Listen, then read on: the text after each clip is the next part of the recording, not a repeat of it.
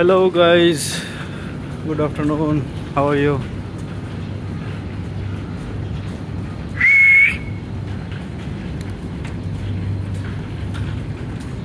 This all heifer is going back to house after the hoof trimming. Today I do hoof trimming this all heifers. She all going to back to the house. This area is milking house all. This one house is dry of cows, and another side is all young stock.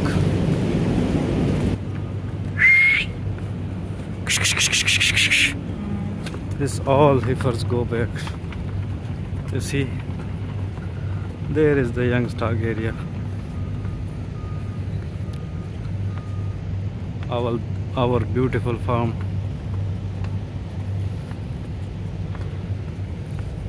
This all heifer is pregnant. 200 DC. See, almost.